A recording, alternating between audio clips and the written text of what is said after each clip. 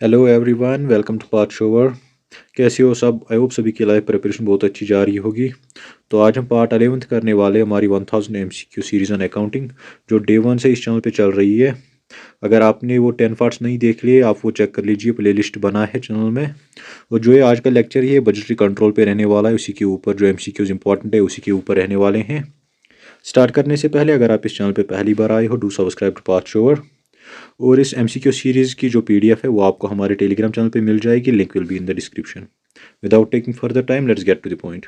So today's first question is, under which of the following method of budgeting all activities are evaluated each time a budget is set? कौन से budgeting method में activities को evaluate किया जाता है जब हम बजट सेट करते हैं? तो उसे क्या बोलते हैं हम? Zero base budgeting. Zero base budgeting किसने दी थी? पीटर फायर ने। जीरो बेस बजटिंग किसने दी थी? पीटर फायर में। और डेवलप कहाँ पे की गई थी ये? Department of agriculture in USA। Department of agriculture in USA। और इसमें क्या होता है? ये एक लेटेस्ट टेक्निक है जिसमें हर साल के लिए एक न्यू बजट फिगर रखी जाती है। Next is a document that sets out the responsibility of the person engaged in the routine of the procedures, forms and records required for budgetary control is called। वो कौन सा document है जो responsibilities हमें दिखाता है या रूटीन एक्टिविटीज़ एक बजट की? तो हम उसे क्या बोलते हैं? Budget manual. बजट मैनुअल ये वो डॉक्यूमेंट होता है जो रिस्पॉन्सिबिलिटीज़ एक पर्सन की जो एंगेज होता है बजट के साथ, उसी की रिस्पॉन्सिबिलिटीज शो करता है। Next is a factor that limits the activities of undertaking which is taken into account while preparing a budget is known as। वो कौन सी एक्टिविटीज़ या फैक्टर्स हमें ध्यान में रखनी पड़ती है जब हम एक बजट की प्रिपरेशन करते हैं? तो उसे क्या बोलते हैं हम? ए बजट की फैक्टर। ए बजट की factor. Next is a budget which remains unchanged regardless of the actual level of activity is known as। वो बजट कौन सा है जो रिमेन अनचेंज्ड, कोई भी एक्टिविटी हो जाए तो उसे क्या बोलते हैं हम? Fixed budget. Next is a budget that gives a summary of all functional budgets and budgeted statements of a profit and loss is called। वो कौन सा बजट है जो हमें समरी शो करता है फंक्शनल बजट्स की और उन budget statement of profit and loss की? तो उसे हम बोलते हैं मास्टर बजट। इसमें सारे जो फिजिकल बजट्स होते हैं और statement of profit and loss budgets. A budget in which responsibility centre manager must justify each plan activity and it's total budgeted cost is also called.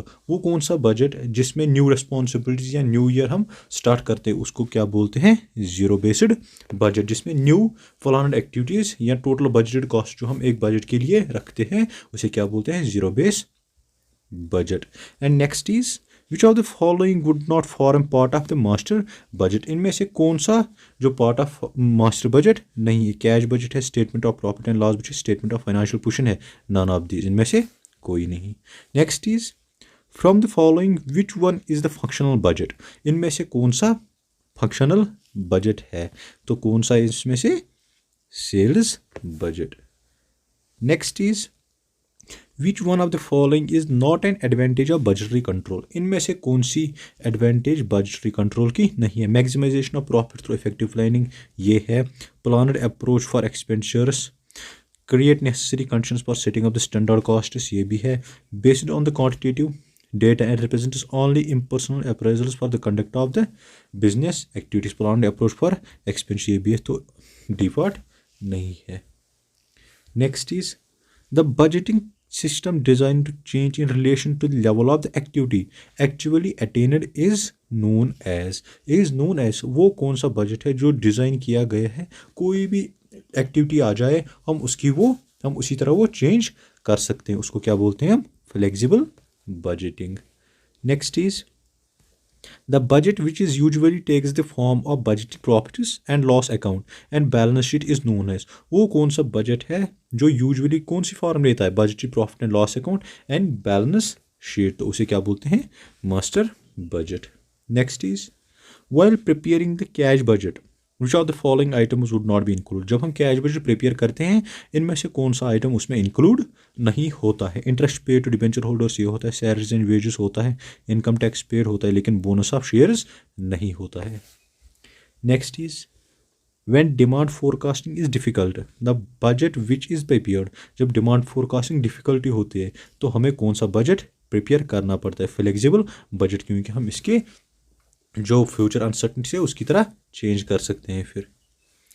Next is the budget which usually takes the form of profit and loss account and balance sheet is known as, वो कौन सा budget है जो usually profit and loss account and balance sheet form करता है, तो उसको क्या बोलते हैं हम? Master budget.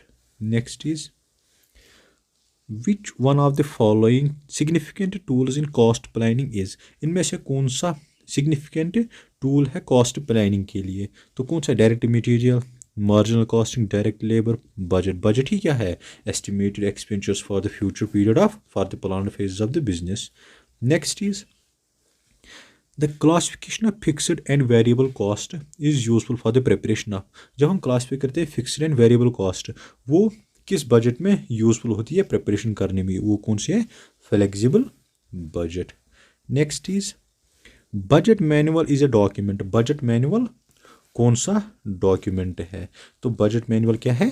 Setting out the budget organisation and procedures for preparing a budget including fixation of the responsibilities, formats and required for the purpose of a preparing budget and for the exercising budgetary control। तो budget manual क्या है? ये एक document है जो हमें responsibility दिखाता है एक पर्सन की जो एंगेज होता है किस में? एक बजट में।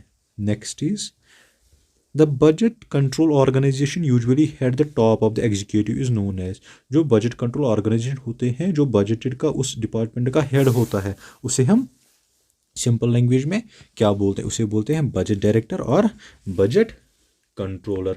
और यही बजट कंट्रोलर हेड होता है बजट कमेटी का, और जो डिटरमाइन क्या करते हैं? Budget period. And next is a budget report is prepared on the principle of exception and दस, जो बजट रिपोर्ट प्रिपेयर करता है on the principle of exception, तो उसका मतलब क्या है? तो वो क्या है? Both favourable and unfavourable variances should be shown. तो जब हम बजट प्रिपेयर करते हैं प्रिंसिपल ऑफ एक्सेप्शन, वो क्या बोलता है कि both favourable and unfavourable variances जो होते हैं वो हमें शो करनी पड़ती है। And today's last question is purchase budget and materials budget are the same, जो purchase budget and materials budget है वो सेम है। That is why purchase budget is wider concept and thus includes not only purchase of materials but also other items as well। So I hope आपको MCQ series अच्छी लगती होगी।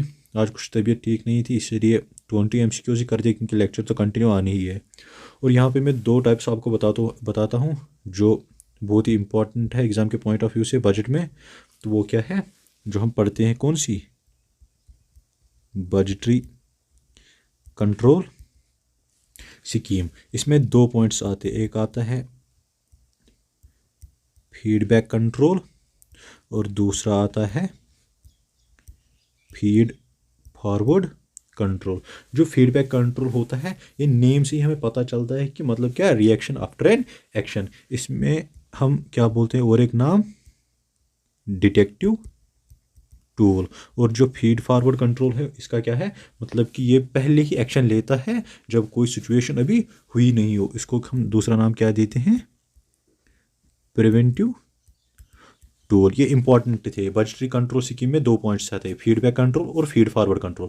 Feedback control को हम क्या और नाम देते हैं? Detective tool. और जो फीड फॉरवर्ड है उसको प्रिवेंटिव टूल है, preventive control. So this was all about this MCQ series of budgetary control. इसके ऊपर और MCQs आने वाले हैं। सो आई होप आपके एग्जाम्स में ये बहुत ही बेनिफिट देने वाली है। If you do like our videos please subscribe to path sure. और इसकी PDF आपको हमारे टेलीग्राम चैनल पे मिल जाएगी, link will be in the description. Thank you for watching this lecture.